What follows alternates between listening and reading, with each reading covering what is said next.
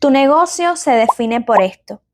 Una herramienta mal esterilizada puede costarte tu reputación, tu licencia y la salud de tu clienta. No es solo el riesgo para la clienta, es un riesgo total para tu reputación y para tu negocio.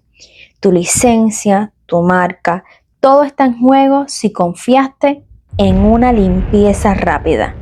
Esta es la diferencia entre una limpieza rápida y un protocolo profesional. En Yalesa, la seguridad no es solo un estándar, es nuestra máxima prioridad. Te voy a mostrar mi proceso completo de limpieza, desinfección y esterilización paso a paso, porque eliminar el riesgo del 100% de tus servicios es lo único que garantiza tu tranquilidad. ¿De qué equipo quieres ser? ¿Limpieza rápida o protocolo profesional?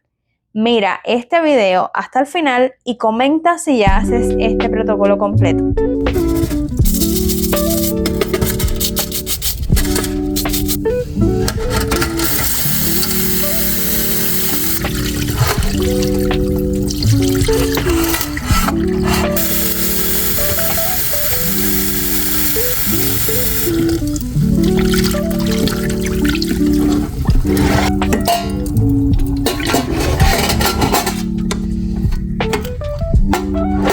Por cierto, si te gusta este tipo de videos, no olvides dejarme un like, suscribirte al canal o seguirme en redes sociales.